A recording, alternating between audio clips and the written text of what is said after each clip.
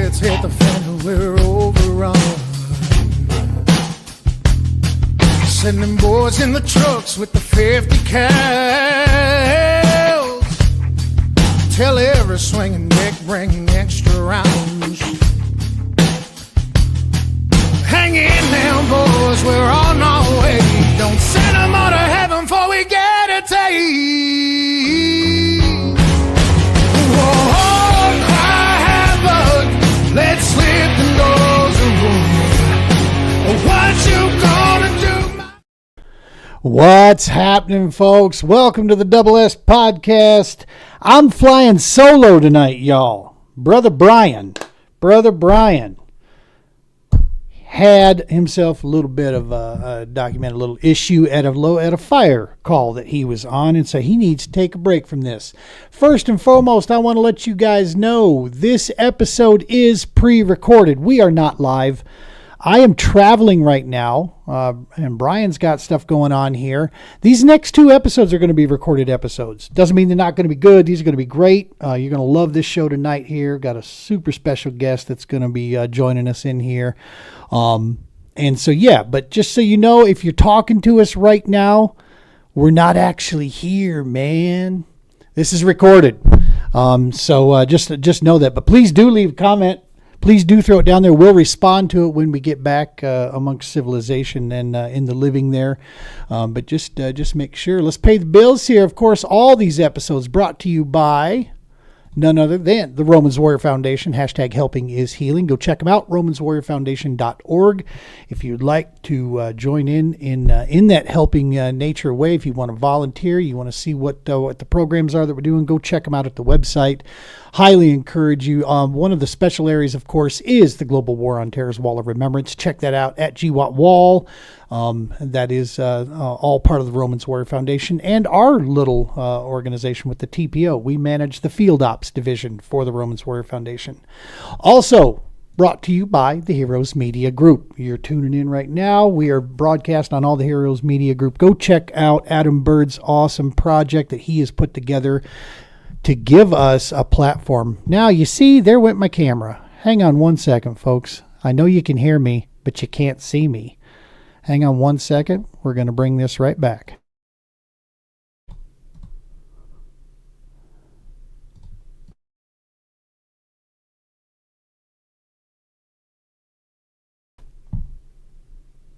And there we go.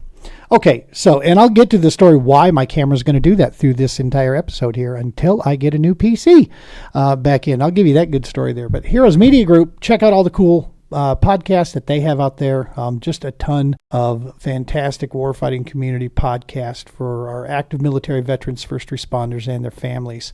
All right, so we got the bills paid. We got all that good stuff in there. If you joined us last week, we had Jimmy Burgess on Sunday. Great conversation. Jimmy is a super cool guy. He is part of our Field Ops Division out of Missouri down there. And the guy I'm bringing into the show tonight is basically not just a part of the field ops teams out here, but he's also going to be joining the True Patriot Outfitters as one of our executive board members to help lead us into the future, man, and chime in with his expertise to help make sure that we build an organization that's going to be around long after we all retire and hang stuff up. That's the name of the game. Let's go ahead and bring him in, Mr. Justin Bricklen. There you are. What's up, Brick? How you doing? What's going on? Doing pretty good. I'm a little sore. Sore? You been working out, dog?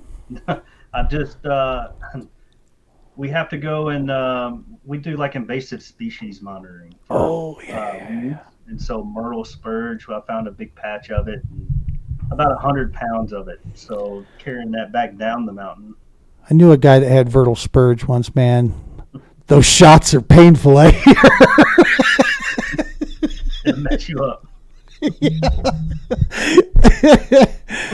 That's awesome stuff, dude. We're gonna get to that on what you're doing now, the cool work that you're doing here in the state. That's super awesome, man. That's wicked cool.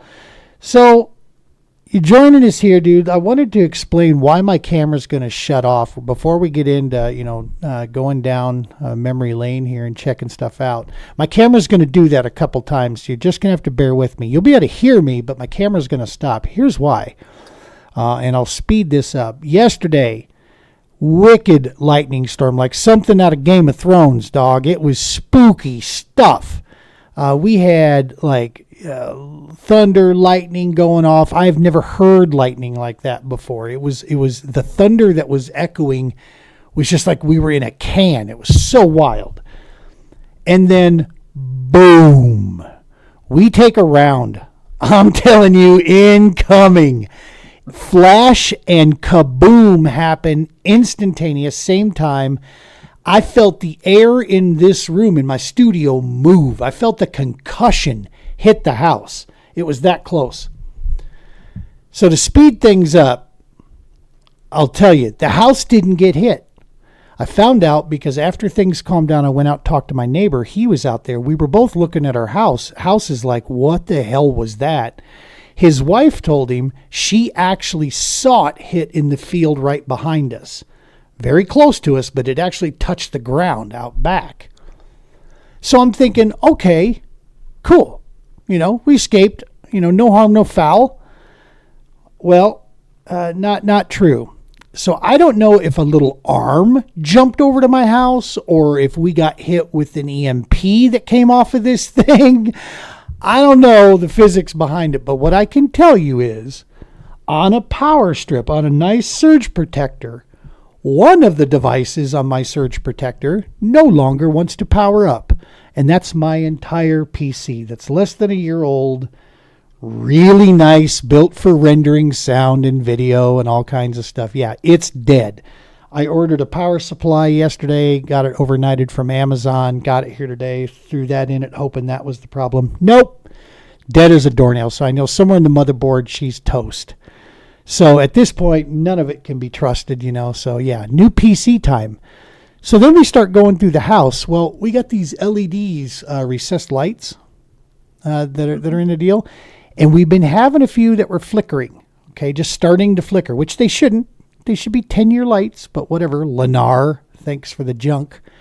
These things were flickering. Well, guess what? They're not flickering anymore because they all died. So I've got 10 or 12 recessed lights random placed throughout the house that are now dead or barely barely on.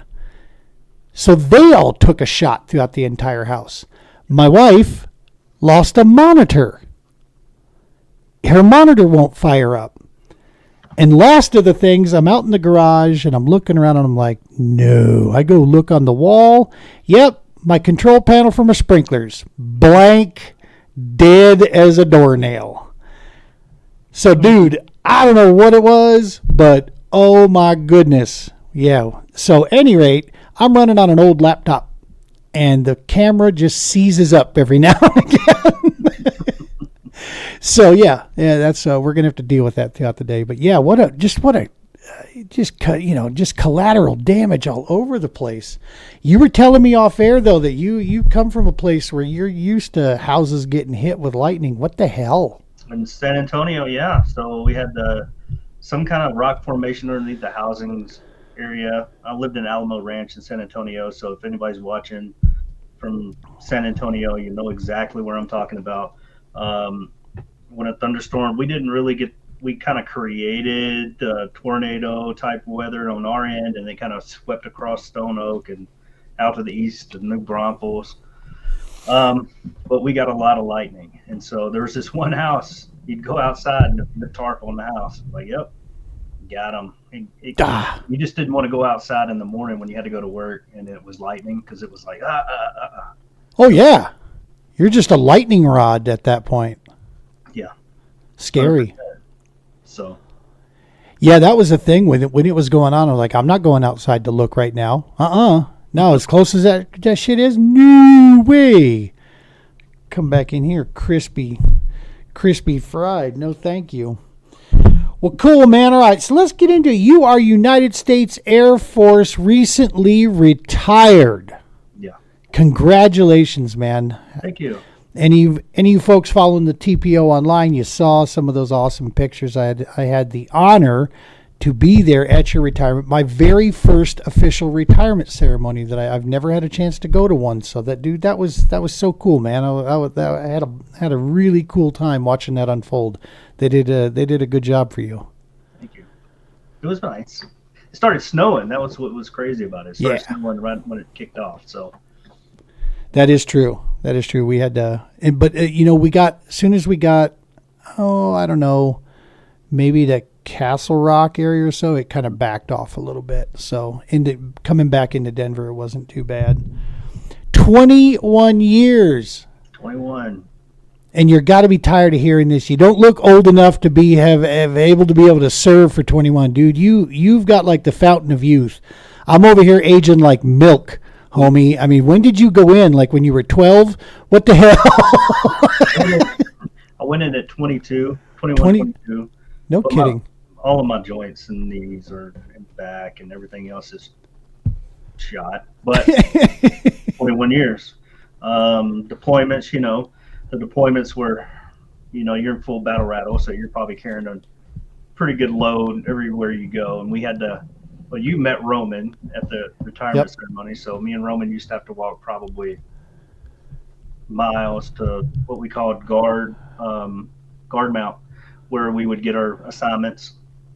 And then you'd stand out wherever you were at all day long for 10, 12, sometimes every now and then 16 hours just standing there as a guard. Yeah. Ouch. Watching people. So what you're saying is you're like that fancy rental car. Looking good, but man, these things are rattling a little bit. So I feel bad I work with a biologist right now, and I feel bad for him because he was having to carry a lot of that stuff off the mountain today. So he's like, "Yeah, you're getting old." And I was like, "Dude, you're only 32. I'm 42. So help me out. Help a brother out. Right. That 10 years makes a difference. They don't realize that. They will. They will. They will eventually. I wish I had a wheelbarrow or something. It was fun. Nice. Had a good time though. So yeah, man. So after serving there, now in retirement, what is the work that you're doing right now? Unemployed at the moment. So the transition. But you're doing an internship though, right? Correct. So it's like the military will give you 6 months, up to 6 months. It may have changed recently. I think if you didn't get it in time, there's some policy changes. There's all kind of weird things going on. So what they'll do is if you get an organization or you get a government entity that wants to train you, they'll do it, and you don't get paid for it, right? So you're still getting your military paycheck, but that company is investing as an internship for the individual. I see. Even though I'm a little different because of my degree, but I know that there's not really a standing hard job that I'm trying to intern into. Right. It's more of I need the experience and want to be out there. I spent years working on a master's degree in a field that I wasn't doing at the time in the military. So whenever you go and apply for those jobs, there's that caveat, like, what's your experience? And it's a little different for me because it's a scientific field versus more of an operational management, safety, things like that. If I just dropped in and say, hey, I got to pay the bills, I got to go do operational, I got a crap ton of experience, but it's hard to translate that into a civilian speak. So you'll be talking a different language than the hiring staff. So you're kind of like, you have to learn. It's like starting from scratch and having to learn it all over again. Dang. Yep. And that can be easy, man. When you know what you know, right? I mean, I heard the people talking about you, from your commanding officers there to your subordinates to your peers. You know what the hell you're doing, dude. You get shit done, and you know what the hell you're doing. So there's got to be some challenge to that. Stepping into the civvy life, going, okay, now I gotta show these silly bastards that I know what I'm doing again. Got to start that shit all over again. since you brought that up, they offer like transitioning programs. I think the one that I attended is really good, called Floor Block. Okay. And they take you to the corporations and the businesses, and you sit there with everybody that's transitioning out, and you're talking to the hiring staff, and you're talking, they're giving you like, this is what we do, this is who we're looking for.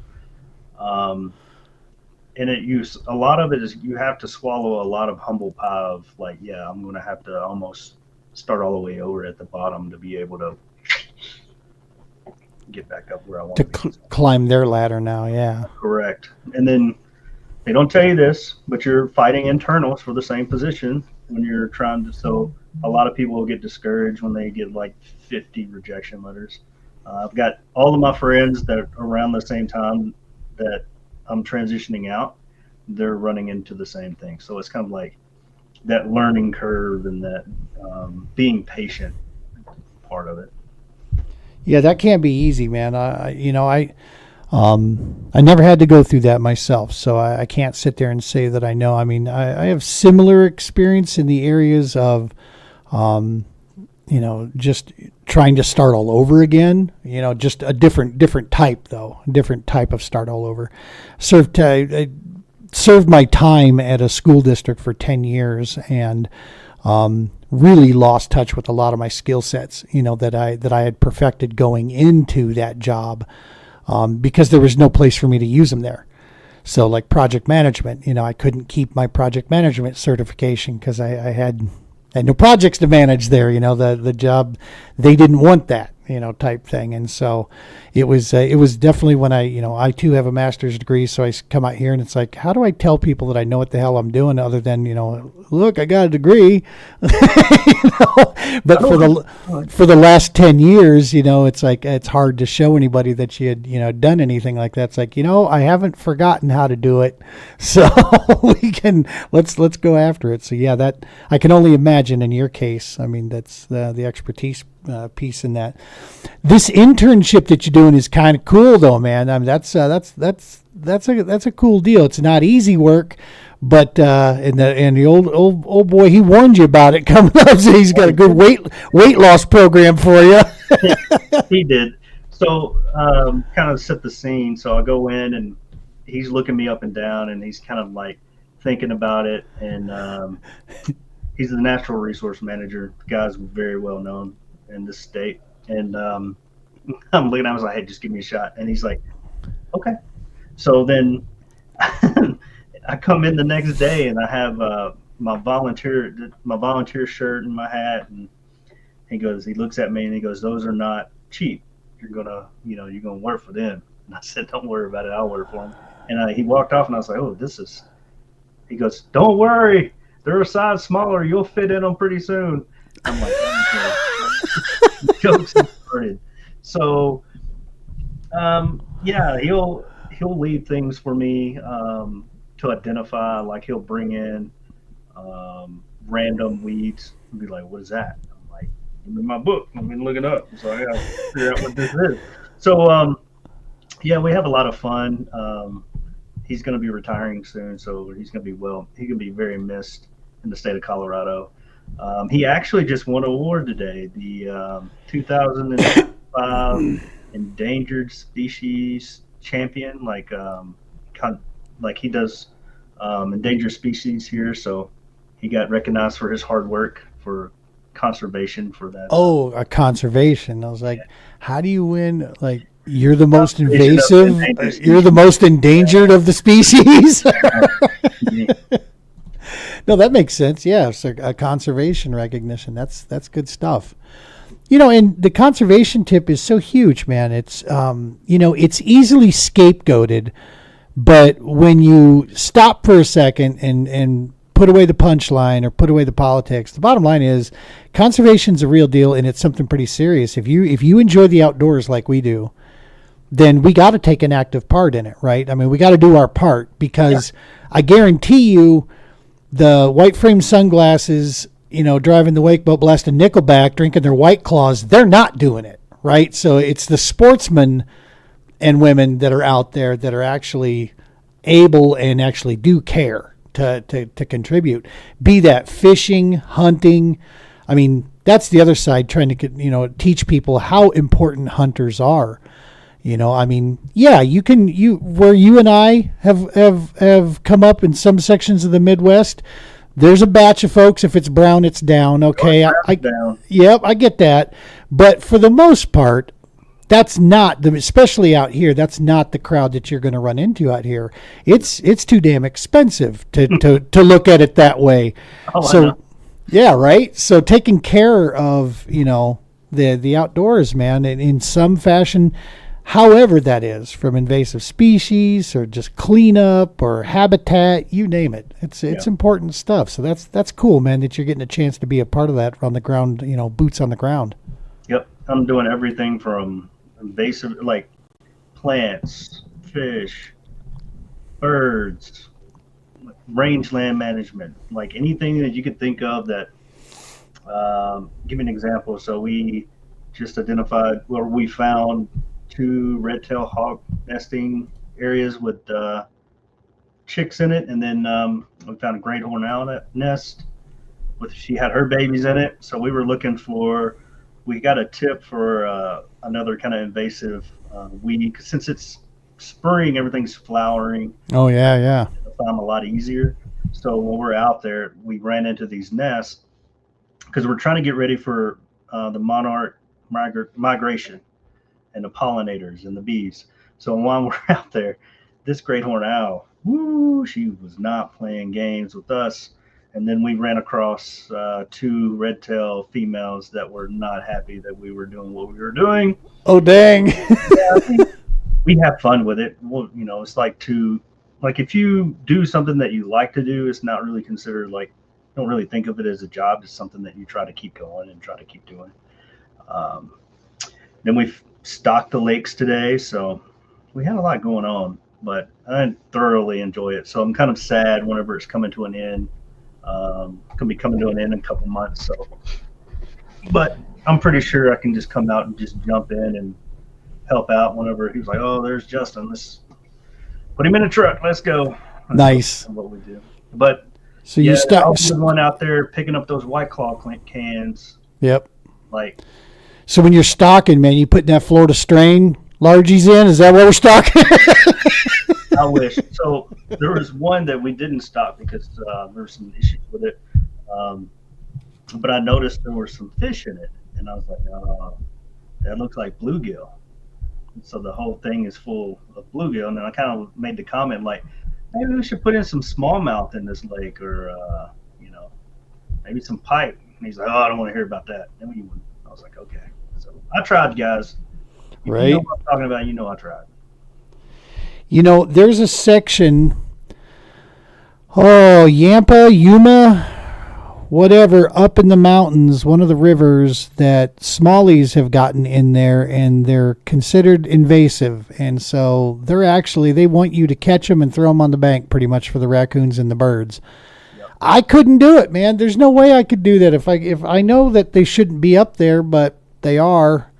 And and no, I couldn't throw a good river smallie up on the bank. That's just no. I mean, I barely could do that. Yeah, carp, yeah, but I couldn't do it with dogfish and pike. There's some areas in Minnesota where they ask you to. It's like, just get these things out of here because they're taking over, and it's like, I don't think so. They're fun to catch. But yeah, that's all that's going on over here. We're just kind of trying to restore and keep everything nice and healthy. So what's it been like, man? How are you doing? You and the family. How are you doing in this transition time coming out of? I mean, that was 21 years, dude, of like the most pivotal time in your life. So now here you are. What's how are you finding ways through that? How are you adapting with that? And how are things going for you? They're going. I guess that's the best way you can say it. It's an adjustment. You're leaving a camaraderie of individuals to go out to pasture. So the wife and the kids, they're still young, so they don't really nothing has changed for the kids part of it, but the wife part of it is kind of more anxiety on her part, right? She's kind of like a little anxious, a little, okay, what are you doing today? What time do you need to be up? What time are we gonna, it's very structured. My wife is like an A personality, gold from everything. If it's not on the calendar, I'm in trouble. Nice. Nice. I'm going to fish a tournament in 2 weeks, and I make a comment, and she looks at the calendar and side-eyes me like, "You're going where?" So, no, you're not. I don't see it on here. So I'm kind of more. I just go. So Gotcha. She keeps me in line more now than she did whenever going in uniform every day, because she didn't have to think. Part of what's the schedule look like this week. That's kind of getting more into the weeds of the organization, having to reorganize and re-switch everything around. And but yeah, the good thing is her parents are out here, so she's got a good support system as well. Other than that, it's been, like I said, you're in that transition time frame where you can drive yourself crazy trying to force something that's not going to happen, and then completely wreck yourself by the end of it. So right, I'm taking it. I'm a little different, kind of taking one day at a time, and then each day is different. And there's always an opportunity. I make this joke. So I have one of my friends call me every now and then to kind of check up on me. And I made the joke because he's transitioning and he doesn't have a hit or an interview or a job yet. And I made the comment. I was like, "Hey, I guess we're going to have to start washing cars in our Speedos with a power washer." And he goes, "Don't laugh. Don't laugh. I'm coming up with my trailer today." So, Justin, I put the O in Speedo. so we always joke back and forth, and he goes, "Yeah, don't ever make fun of that." I was like, "I'm gonna open a car wash over here, son. I'm gonna give me a detailing service. I promise you." So, oh, where's my soundboard when I need it? I could drop car wash in here. Be out there sudding it up. Yeah. Love it, man. There is something about that, because Brian and Adam and I, we've been chatting, off grid and just staying in touch with, the plans, what we're trying to do with stuff. And Brian and I talk, quite a bit, always about obviously Romans and TPO, what we're trying to build with that, with his family and mine, having so much invested in this thing, going forward. And it's kind of a funny thing because, a few years ago, I was given the opportunity and said, I don't have to work. Yeah. My wife is extremely successful, and she was supporting me on this attempt that I was about to make. Thank you, COVID, for saving me thousands and thousands of dollars. I was going to go chase fish around the country out of my bass boat, and she was going to support me. She's like, "Do it. Go make a run for it. See if you can do it." And I'm like, holy hell, so then COVID jumps in there, thank God. And, quite frankly, it saved me just tens of thousands of dollars. But nevertheless, the point is that I had the option to not have to work. And what did I choose to do? Was open this nonprofit and put myself busier than I ever have been. And to a great degree, it's helped save me personally. It's that mission, right? It's that serving others and mission oriented. When you get involved like that, that's such a big key for guys, I think, especially during the transition, is that staying busy. Just because you're busy doesn't mean you're stressed, right? Oh, no. Right? It's like a good busy schedule actually is something that most of us that have had them, we actually prefer it that way as opposed to too much damn lag time. It's like, I don't want that. Yeah. So yeah, man, I'll tell you, dude, I could not be, my wife told me this after especially after the last couple of weeks that you and I have had with text and conversations about things that you've got brewing for us that you're working on for the TPO.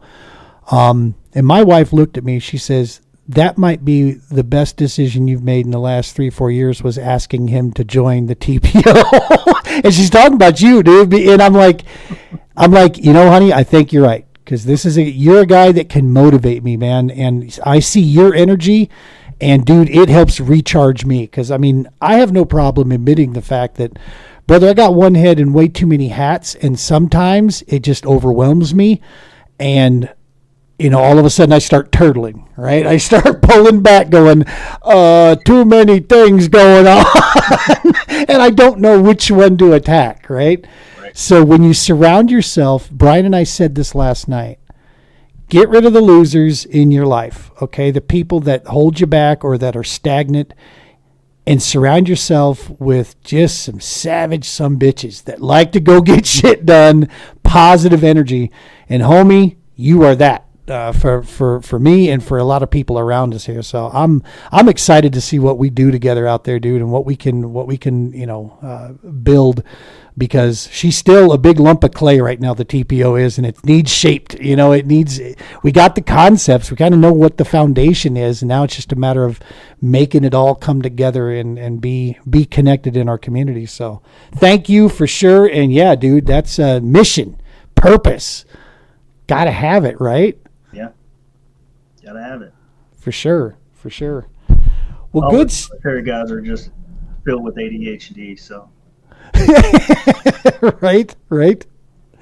Dude, I can tell you, since I went to your retirement and liked a few of those posts, the stuff that shows up in my feed now, half the stuff, it's like, okay, that's insider humor in the Air Force world that I'm just not getting, but I'm gonna like it or LOL on it and just keep going, because I like that my feed's getting broke up with that. That's good.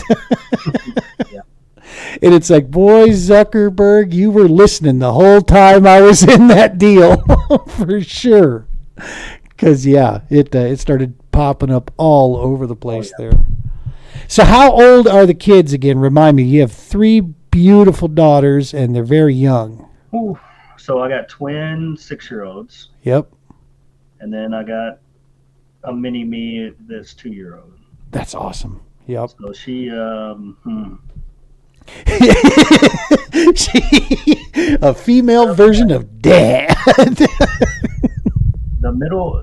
the youngest twin, Everly, she is itching and clawing to go fish, and so nice. I'm trying to see how I'm going to pull that off. I'm just not comfortable with her swimming skill. She can swim, but you flip a kayak or you get out there and get in trouble. Yeah. And I'm not around. That's kind of a sketchy situation, but she has no fear. That's the other part of it. So got to have that respect for the water, for sure. I'm trying to pump the brakes. My brother always told me, you got to take her. I'm like, yeah. Your rig, is that a good rig to take a little one on as well? No, not the one that I have. Right. The P127, like if you get to, you can stand up, is real stable. Yeah. Really stable. You put another seat in the back on that thing. That's how I flipped it before. Like I was leaning over. I have a sidekick, and when I do put it on, I can take it. And I was kind of leaning over to kind of put the wheel down in the water, which you should never do. But this is me learning the kayak world. Yep. And I rode that big thing, but that's the only thing I'm kind of worried about, or getting a hook in the head. So that's the one. Yeah, that's the biggest one. I was going to say, because we've got unlimiteds and seats galore, dude. If one of these days, if you need that, of course, I've got some with a bow mount motor. I got the others with the NK180s on them, and you can get comfortably. You can run tandem in that thing for sure. We actually even have, I don't have any on hand, but I've been meaning to buy one for this type of a situation. But we have what's called a buddy seat. So it's not the full 360 Fusion seat that we have. It's just more like a canoe seat that bolts onto our track for kids, to be able to just sit on in the front or back, however you want to do it. And you just slide your seat around to balance out the weight. 650 pounds in those things, dude. They can handle 2 people, no problemo. But they don't do anything for flying hooks. That much is certain. At Mach 3. Yeah, exactly. She's sitting behind me. No. But I think she's really good. When she does fish, she's like unbelievable. Right now, when trout, like her thing is trout right now. But nice. She knows what I do, so she's like, "Nah, I want to. You ain't leaving. I'm going with you." And that's kind of the whole conversation we have to have. So that is so cool, man. That is so cool. There will come a time where they're just like, they won't want to be around you. So this is so, you're in that great time right now. I remember those days. The first ever tournament that I ever got in, I took my son with me. And there were 2-man tournaments out there, and it was just a little, bunch of farm guys. So I thought, yeah. There were 14, 15 boats there. I was the only non-bass boat. My son and I pull up, we're rolling into my 15.5-foot Capri Classic with a Force 125 sitting off the back, baby. With a good strong wind and my hat turned backwards, and if I got down behind the windshield, we could pull 31, 32 mile per hour, no problemo. Yeah, we still, and that one there, that's, those memories, though. He and I he's 22 now, and we still sit around and we talk about that. I actually got him convinced he's ready to get out in a kayak. He's never been, so he's ready to go. And he volunteers and helps, set all the kayaks up a lot of times over at Stanley. So he'll get up in the morning, come over there, set everything up, and then he heads off, And so he's done that several times, so he's ready. So it'll be good. I'd like to get him out there and start competing with us. I think it'd be a lot of fun. He'd probably come out and beat us all. That's what happened. I'll tell you, in his heyday, he would have, and he'd have done it with a Senko worm and a frog. Yeah. That's all the kid needed half the time. That's his patience and his know-how of where to throw that damn Senko. Yeah, he has caught a lot of fish in his day, so good stuff. Well, that's awesome, dude, with the family there and the wife, the transition piece. Brother, from all of us, especially all of us civilians out there, thank you, man, so very much for everything that you've done and continue to do and are gonna do. Man, it's because of guys and families like yours, man, that my goofy butt is sitting behind this microphone here today, and meeting you on the trail. When did you get into kayak angling? When did that start for you from the kayak? So I was always been in the boat world, right? When I joined the military, I bought a Skeeter Spitfire with an Outlaw motor on it. That thing would go scream. I had to sell it, not publicly because of the motor. That thing would scream. I came in second that was the first year out of Little Rock. Came in second at Angler of the Year. Then I sold that boat and then moved to, I went to DC, so I didn't have a boat then. And I fished as a co-angler non-boater for ABA. I did a couple of those on the Potomac River, and then I went into San Antonio. I bought an actual what would I have? I think it was a nitro. It was a nice boat, really nice. And I fished out of the club in San Antonio, and then the twins came along. Bye-bye boat. Yep. Fastest way to get rid of a bass boat. I was rolling across Texas. Like, I was everywhere I went, no issue. Then the twins came. My wife did not want me. She knows that I love to fish, so she was like, "I'm gonna get rid of the boat." And I was like, "We got to get rid of it." So yeah, I got rid of it.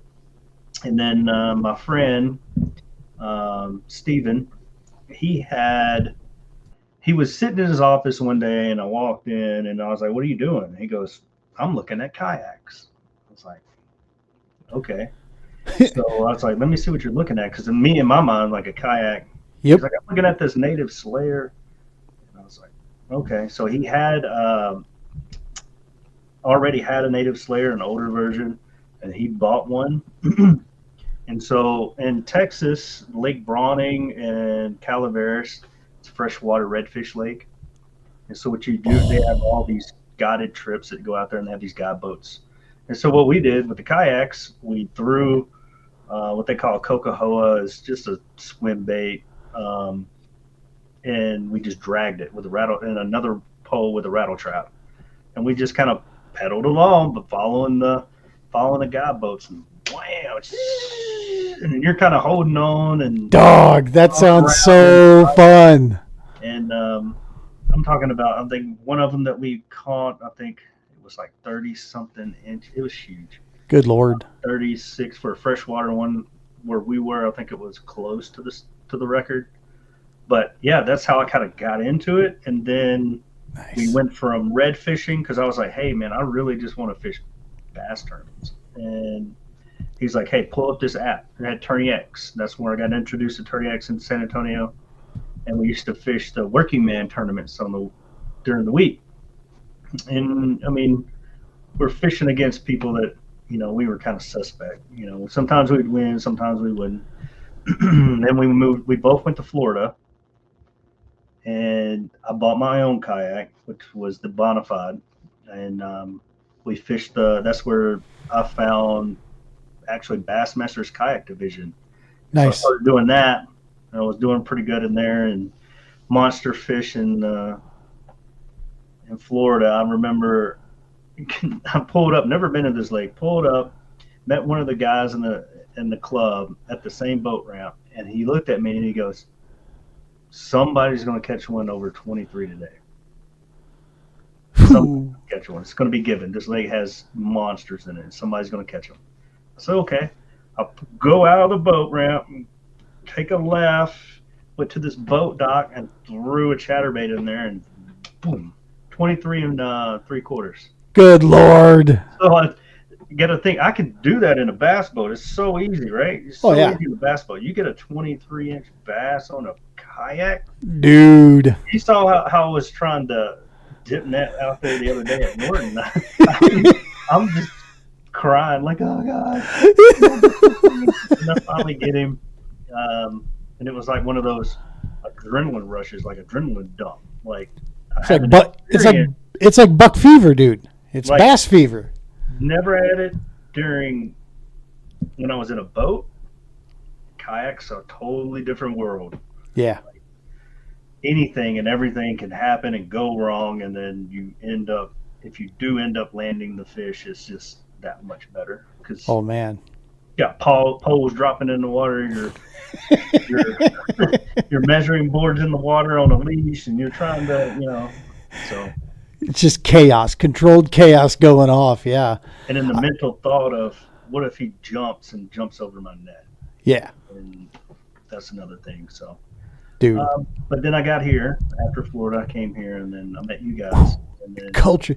You stormed onto this scene, dude. I mean, like, the first one I remember seeing you at was Red Willow. And that was like the first event you come in and you win the damn thing, like right out the gates, and it's like you made your presence well known in Colorado right out the gates in one of our better fisheries over in Nebraska there at Red Willow. I mean, that's a great little fishery over there with bigs always possible in that water for sure. So I'm trying to see how Elwood's going to play. We'll see how it goes, but I'm excited to kind of get out of Colorado. Not saying I don't like to fish Colorado. I'm just does not have the quality. I'll say it. I do not get excited about fishing any body of water in this state anymore. The Double S podcast is not sponsored by anybody other than, so yeah, I have no problem saying it.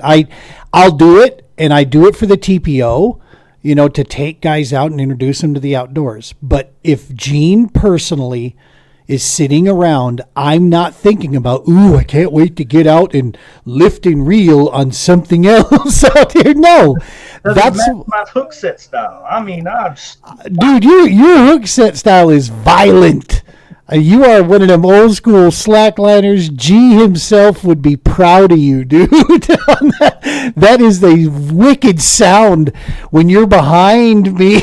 I just hear that schwack. It's like, Jesus, does the fish have any lips left? What the heck was that? If I can get him stunned enough, I can get him to the boat before he figures out what's going on. Oh, you do. There's a concussion that comes with that hook set. No, that's why I quietly, Jason Lovell was probably the only guy that knew, besides my wife, of course.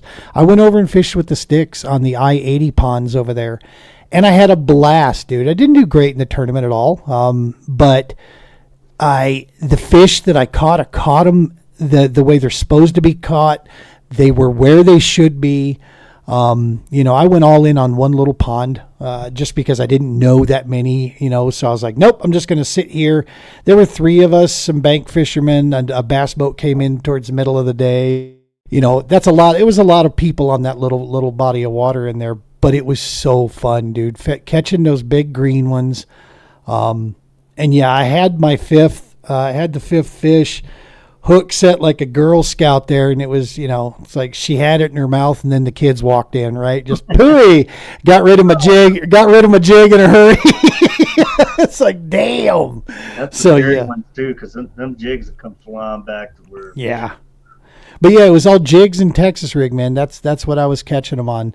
The one thing I was gonna do, which I kind of should have, because it looked like one of the other guys that was on the water, it's what he hit the big bass of the tournament on, was taking a chatterbait and throwing it out and jigging it.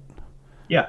I used to do that a ton with a chatterbait. Long time ago, I would literally pitch a chatterbait under docks and just, into the pockets and just sit there and pull it up and let it drop, and boom, they'd smoke it, and it's you not a lot of guys. Most guys throw the chatter out and they use it as a moving bait only. They don't dead stick it like that and actually jig it.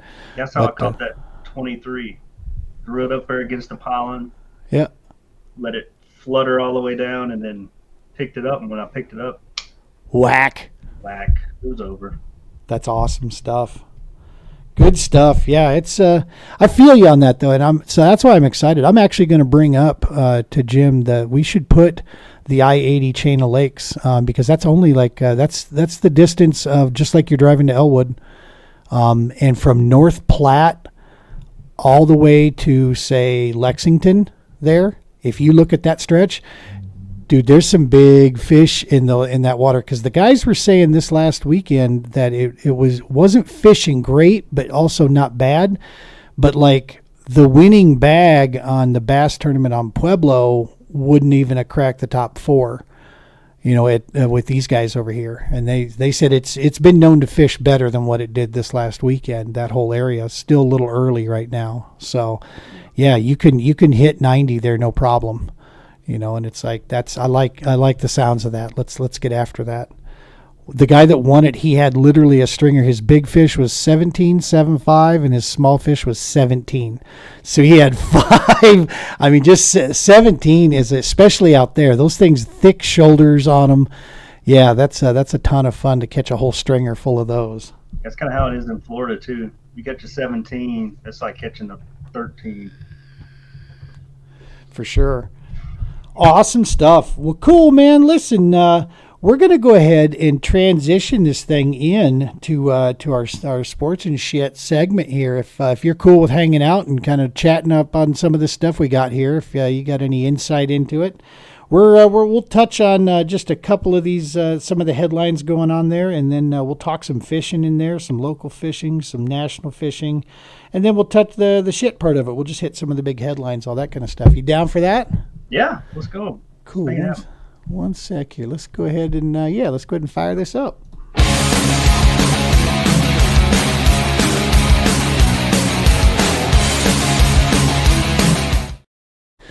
All right, welcome to Sports and Shit, this segment here with the Double S Podcast. All right, so in the sports world, the stuff kind of dominating through every now and again, dude, on the social media tip, it's kind of cool just to get away from the garbage and the boohoo and the naysay and just jump into some other stuff that, quite frankly, isn't like real big and powerful, but it sure is a nice distraction every now and again, dude. And that's there's nothing wrong with that.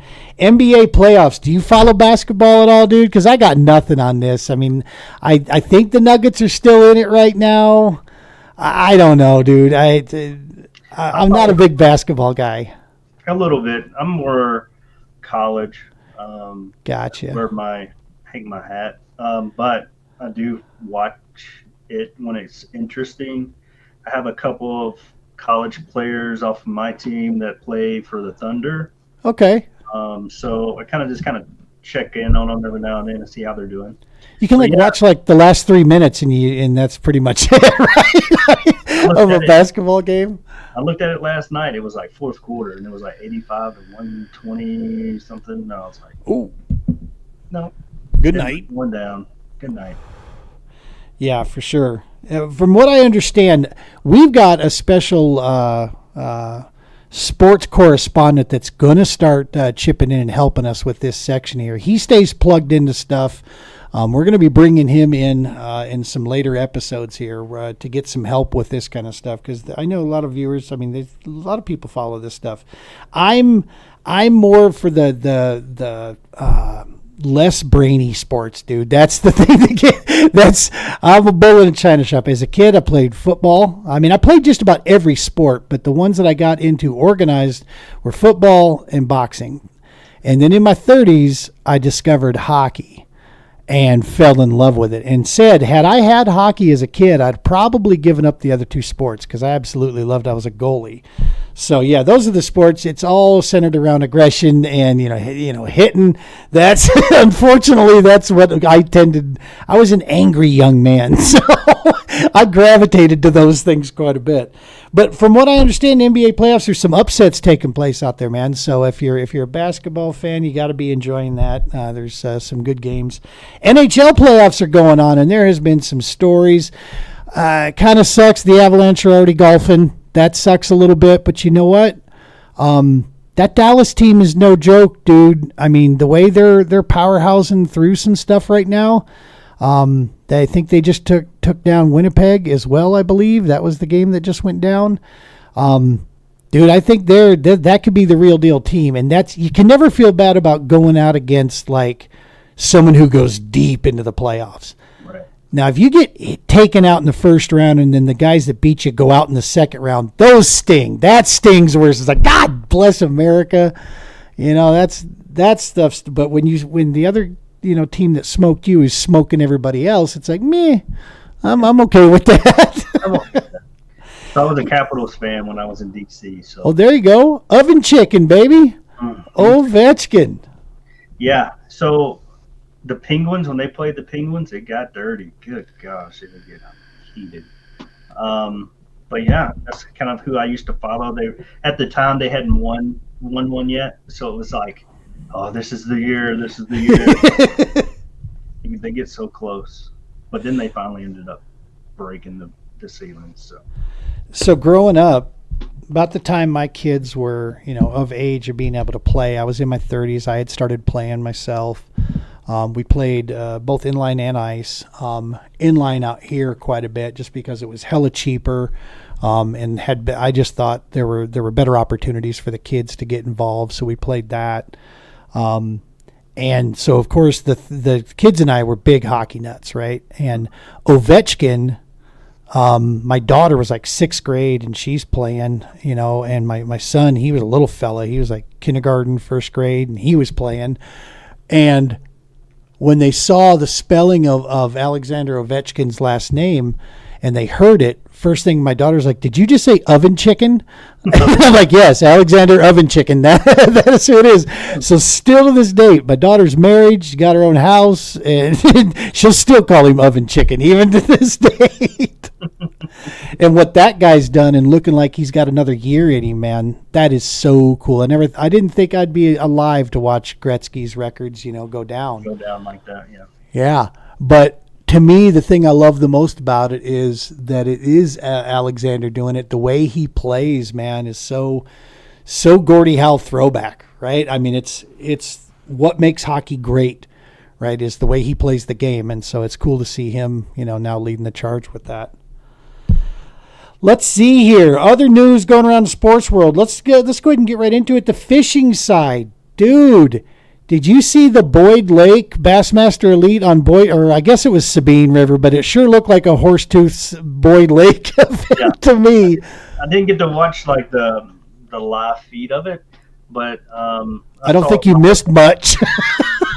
I saw a lot of the afters after the weigh-in, right? So they do the weigh-in and then they'll interview the angler, and they're like, yeah, G-Man's like, I don't know what happened. I think he made a comment like his wife put a comment on his sandwich bag that says, every day a crackhead doesn't have money to support their habit, but they go out and they make it happen. Outworked by a crackhead. That's what she put on there. So, dude, I got to be honest with you. When I saw the total weight, I thought we were talking one fish went that weight. And then I saw, no, that's 5 fish. The winner eventually, 5 fish, 8 pounds, 9 ounces for a day. I'm like, dog, that is literally a Horsetooth Reservoir day of fishing out there of just Dink City. When the best in the world, go out to a place and the top guy is not, barely cracking 9 pounds for a day. Good Lord, what is going on the Sabine River right now? Was it, do you know, was it like weather conditions that killed it, or is it the state of the fishery? I wonder what the hell's going on there. I think it was the weather. They've been getting a lot of thunderstorms and a lot of rain. I was going to say, have they been getting flooding down there a ton? They could. I don't know for sure, but they could. I mean, they could spread them out. Plus, what is it? May, almost June. So, given the fact that there was flooding, and then you went from having everything kind of staging out post spawn. Yep. Everything got scattered. That's what will help you. I was going to say, not even scope could help this one, man. That was just Mother Nature reminding the field, I'm still in charge. Put the trolling motor on high and just go. Yeah, right. Junk fishing had to be the name of the game, right? Just keep moving, cover water. Big time. Heavy hitters is going off for the MLF right now. That's taking place. Group A looks like Michael Neal, he cruises to a Group A, and then looks like Group B is underway. Justin Lucas, he had himself a big day for that. So I think that's done the same way, but it's the heavy hitters one. So this is all the guys that measured like a big bass or something over a certain amount. So this event here is supposed to be like, I want to say like 3 pounds and above only is all they're allowed to put on the board or whatever. So it's got to be just bigs. That's kind of a cool deal they do middle of the stream. On a little bit of a somber note, did you happen to see what took place in the BAM League out in California? Yeah, so during an event, we actually had Mark Lassane on the TPO Doc Talk. Hang on a sec, let me reset my camera here. We had Mark, who is the director and founder of the Bass Anglers Magazine tournament trail that's out in California, and they have a kayak division. They had an event take place, started, went lines in, and not long into the deal, 911 call came in, some frantic calls come in about an empty kayak, and sure as heck, man, a guy wearing his PFD as well. Coroner's report's not fit just yet, but this was a guy known on the West Coast, well-known guy, young man, only in his 30s. And did not make it. They tried to revive him for about 45 minutes on from the time they got the call 6:37, they had the media boat at his location by 6:42. I mean, talk about just quick. Hats off, quick response, man. That they did everything they could do, because by 6:47 they had him on the shoreline there, and EMTs were tied in with him at that point, trying to do what they could, but. The I'll tell you, I don't know any of the people out there other than Mark. Like I said, we had Mark on the show here, and I got a chance to get to know him. And I know that guy, he truly does care about his division. They literally canceled the tournament, right there on the scene. When they found out this, they called no joy on the entire tournament for the day, and basically stopped it. The suspicion is super, super cold water. He went in the water and hypothermia kicked in. It's still odd. Who knows? Maybe something happened, hit his head, Went over and hit his head or something. There's no telling. Yeah, you just no idea. But thank goodness he was wearing his PFD, so there didn't have to be a search and rescue operation. They were able to quickly get him, and see that there. But yeah, man, hearts, prayers, positive thoughts go out to all the anglers, all the family members, of course, of this guy. And I'm going to be honest with you, the thing that struck a little close to home, my son's name is Ryan. And we spell his name the traditional, our heritage is Scottish, and the Scottish Gaelic spelling of Ryan was Ryon. I've never met another individual ever who spells their name Ryan like that until I read that article. That angler, his name was Ryan, Ryon, and I'm like, yo, I know that's stupid to make a connection like that, but our minds play funky games, right? And I was just like, yikes. What the hell, It's like, I'm not going to tell my kid about this. That's no. You're still there. Exactly. But no, that's hopefully they figure out exactly what it was. And, like I said, unfortunately, freak accidents do occur, man. It is possible. You always got to plan for the worst. Use the 100 rule out there. If the water temp and the air temp don't equal 100, understand you don't have much time in that, if you go into that water. Yeah, especially here in Colorado. Oh, dude, that's all we deal with, right? Yeah, remember what we did? What was that? The Winter Rough Riders? Yep. And we're out there without dry suits, like idiots. And my line is freezing. My pole is. Yeah. You would have went over it. Oh my God. Yeah. Maybe the water might have been warmer. Actually, the water might have been warmer that day. And I got my ice armor. That's what I wore that day. My ice armor from Clam. It's meant for it's the whole suit itself floats as well to keep you on top of the water, along with the PFD, and it is meant to offer you some type of initial protection to help you get back. It's meant for ice fishermen, right, in case they go in. But still, it's like nah. And besides, I'm not doing that shit anymore. If I go ice fishing, I'm going to go ice fishing. I'm not going to take the kayak out there if I got freezing lines anymore. It's just not worth it to me. I can find other things to do. We'll build rods, build tackle, or sit around and make fun of guys that are out there freezing. That was a rough day. That was rough. For sure. Well, let's go back to some cool stuff here. CKFC just had their Pueblo events, both bass and the multi. So first off, on the bass side, congratulations to Jimmy Straws, no stranger to us here. He picked off the bass with Jason Lovell coming in second place, my teammate there. I told him, I hope your back's good, bro. He's like, what do you mean? I'm like, because you're going to be carrying our ass this whole season in the team events. I felt bad for Nick because I blanked on the first, Chatfield. I did not know largemouth existed in there. I could have had a shot. I'm trying to do the whole lift and reel with the smallmouth, so I got to make it up to him for Elwood. Yeah, we got Elwood, we got Norton. I mean, that's where I think that's going to be the fun, because I just think, to me, there's just more real actual bass fishing, the way I think bass fishing should be done. Personally, the way I like to do it, and so I'm excited to see a bunch of real hammers get out there and just go have fun on it, and let's see where it all lies. But that was on the bass side. Then the multi-species goes off, and our boys, Matt Collins takes the W with Chen Char coming in right behind him there. Team Eagle Claw going in first and second. Nice job, gents. That was awesome to see. They two of the cleanest looking jerseys too. I mean, those guys didn't even look like they got dirty at all.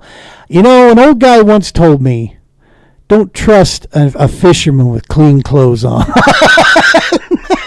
They're going to lie to you. So yeah, they I wonder if they changed in the truck on the way to the awards because they knew what was up there for sure. But yeah, so awesome stuff. Looks like Pueblo was on fire. They had some great numbers that went up down there. So Pueblo was fishing really well, and that's good to see. That's our one saving grace in this state, I think, is Pueblo Res. Getting that stuff going. And that's pretty much it. I don't know of any other of the sports side of things that's taking place out there. Do you know anything else on the sports side that's going on? Yeah, there's a really big thing going on right now. It's about to kick off up in Nebraska, actually. All college baseball just entered the regular season, so now they're going into conference play. So they're doing their conference, and then they're going to start seeding for the regionals and who's hosting and what's coming up for super. There's going to be a lot of partying going on in Omaha here pretty soon. So those folks out there love their sports, dude, and they love their collegiate sports, man. Like for real. I mean, you gotta respect it, right? I mean, CU and Nebraska had those old time rivalries. I get it, and that's cool and all, but I love strong fan base areas, man. And Nebraska represents what it is. They don't have a pro team out there, right? But what they do have is a love for the collegiate, level of sports, baseball, football, you name it. And it is cool the way these little towns, you go into a little coffee shop in any one of those little towns and they're talking about it, man. They're talking, what do you think that kid is going to do this year type thing. That shit goes on still to this date, and you got to love that. I mean, you came from that neck of the woods, dude. I mean, Arkansas. So Arkansas has no pro teams. Yeah. We live and die by our Arkansas Razorbacks. I'd say half of my family live in Louisiana, so they're LSU fans. So during football, that's got to get interesting. Oh my God. It is. So when I was growing up, I think LSU hung a dead pig off the side of their stadium. Cajuns, they get going. It's not like you guys can go grab a tiger and kill it and hang it off the side of yours. I know. Not fair, man. I was going to pull this up to kind of give you an idea. The projection with the anything hitting Colorado doesn't seem so.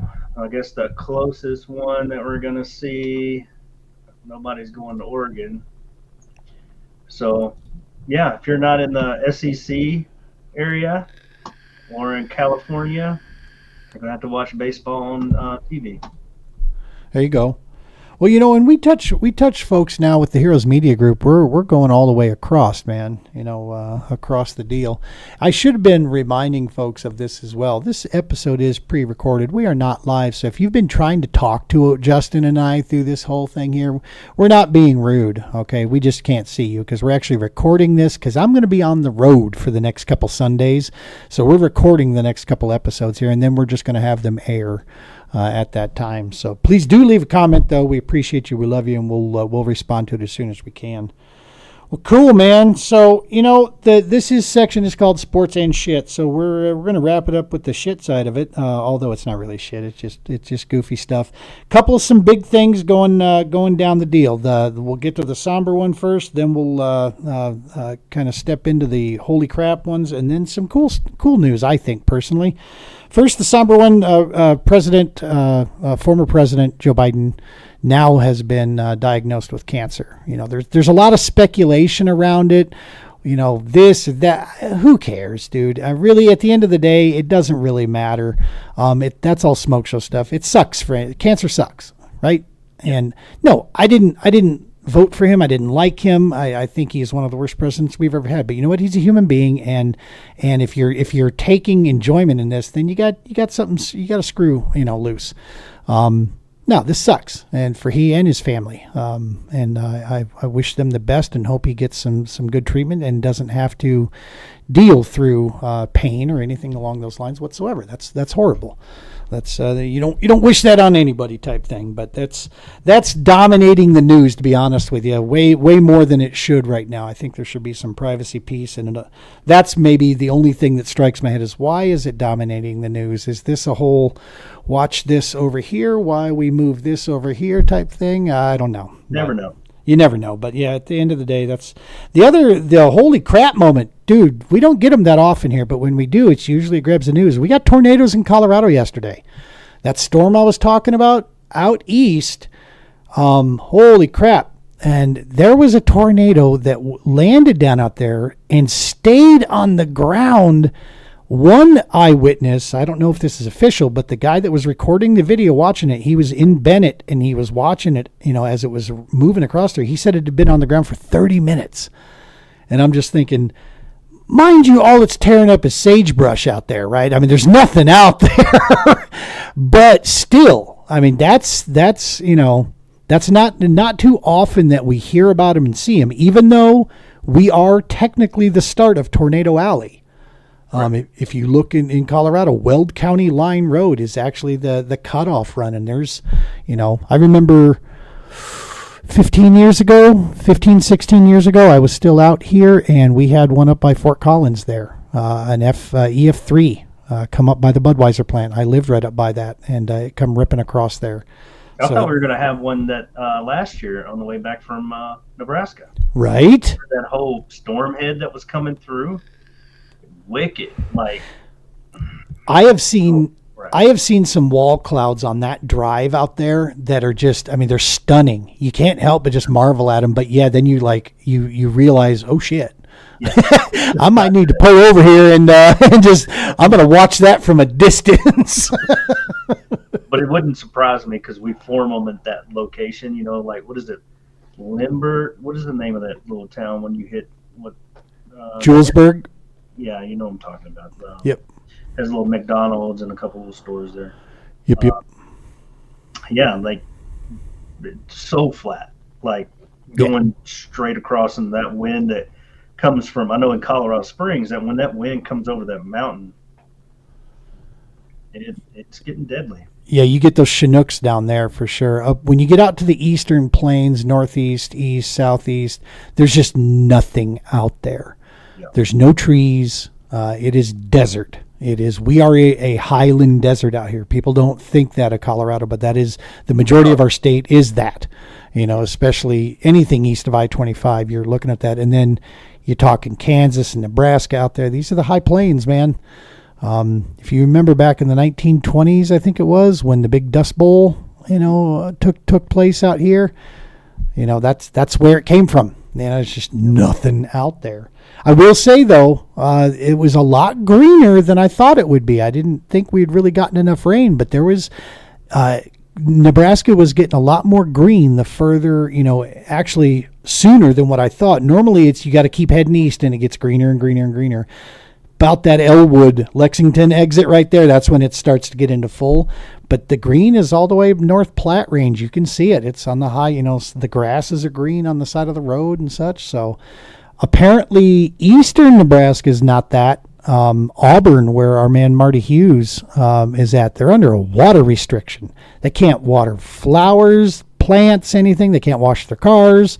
The town has been so dried up that they've run water restriction in that area. So yeah, they had a water restriction in I think Manitou Springs here a couple of days ago because too much water. Yeah, the mountains got hit pretty substantial. We didn't see much of any snow down here, but the mountains did seem to get a decent amount of snow, so that runoff should be pretty substantial. Oh yeah, because I've been breaking beaver dams here recently, trying to keep it from channeling and cutting and ditching out. So right. Yeah, I've seen it. Those beavers, man, those boys do some fast work out there. Oh yeah, they're busy. That's all they got to do. The last, on a cool note, and this isn't, I'm not even, we don't shy away from politics whatsoever on the Double S, but I'm going to just point out there is an awesome budget bill that has been proposed, that has passed one section, and now I hope people can pull their head out of their booty and launch this. He's named it, of course, in the normal, showboat fashion, the big, beautiful budget bill or whatever in the hell it is he's calling it. But the thing is, there's a lot of good stuff in there for a lot of people. There may be some things you don't like, but there is a lot of good stuff in this bill for a lot of good people that could use that help. And I think it warrants it, to actually, it's the thing I've been saying. I've tried to find the good. I'm not a pro this or pro that.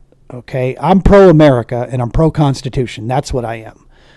But I will say executive orders are only okay. They're not law.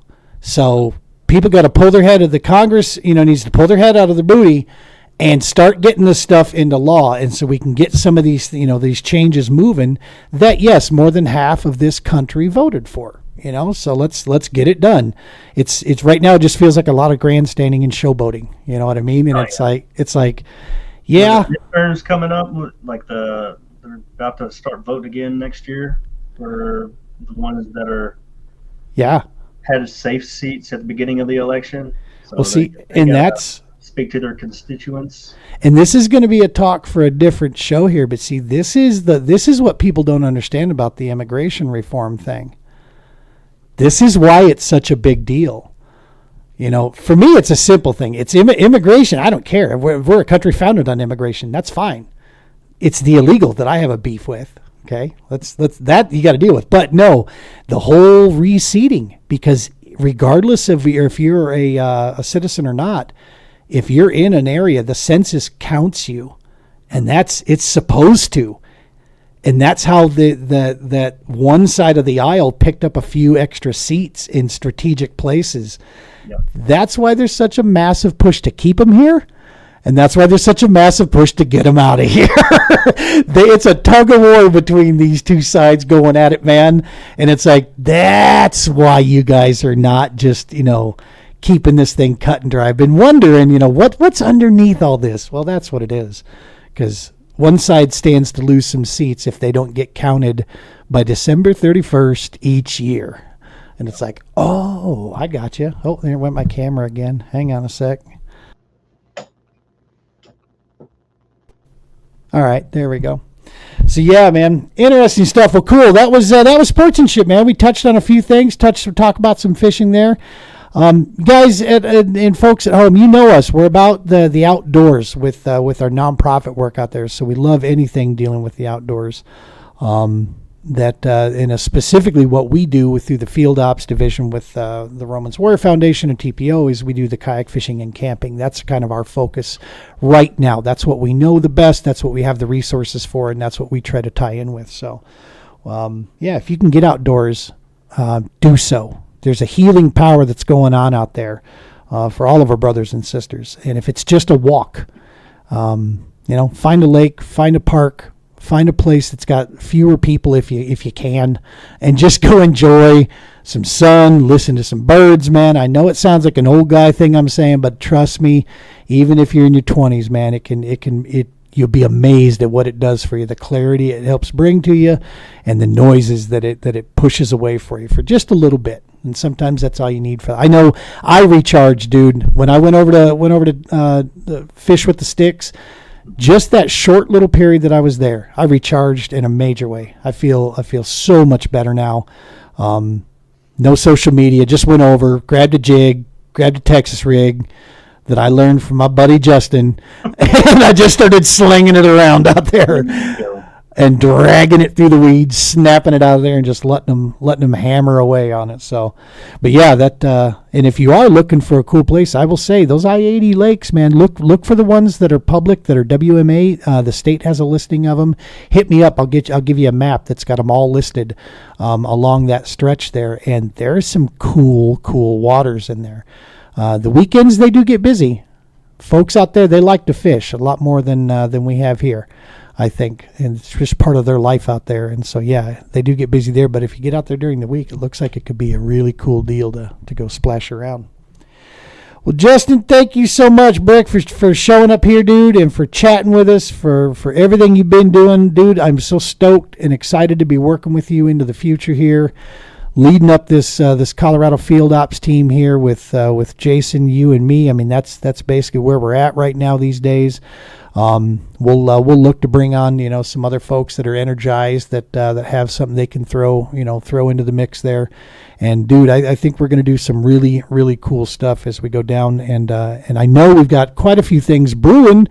Just holding my tongue until we get details lined in, and then I can start talking and telling people about some of the cool events we got going. So we'll have to have you come back on, man, and jump in and just like guest host on this thing anytime you want to, start raising some cane. You've got opinions left and right. You're slinging at me.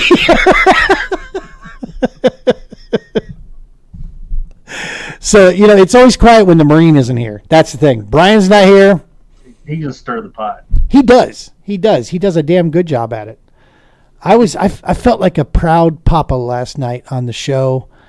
He was asking, the dude's got like experience beyond my years in like recruiting and all kinds of stuff. But he was a podcast host last night, dog, with that interview. It was fantastic. I'm like, psh, like he's got this. I'll just be over here tying jigs or something and let him go. Didn't even know my camera froze up. They went, I wasn't even there. Just make sure you just hold the face. Exactly. Freeze and go. Exactly. I'll just keep that face stuck there. All right, man, we're going to go ahead and wrap this up here. Folks, thank you for tuning in to this pre-recorded episode here. We appreciate you tuning in. Appreciate the likes and subscribes. Tell your friends about the Double S podcast. Let me throw that up one more time here. Go to YouTube. Hit us there. You can catch us on the True Patriot Outfitters YouTube. You can catch us on Heroes Media Group. You'll see us on all the Romans Warrior channels out there and the Heroes Media Group social channels. We're broadcast across multiple platforms, and the Double S podcast will soon be on all major audio. We got to get a few episodes underneath our belt before we can start sending that feed down to like Apple and Spotify and all that. The Doc Talk is out on all the major ones there, but that one's this one here. We go a couple more episodes, and then we'll be on all the audio downloads as well, that you can pick those up. But make sure to give us a subscribe and a follow. That would be a huge deal. Other than that, I don't think I have anything else. You got anything else, Justin? I do not have anything else, guys. All right, then in the words of my beloved Marine brother, Mr. Brian Romans, something, and then he says peace and hair grease, and so we'll leave it at that.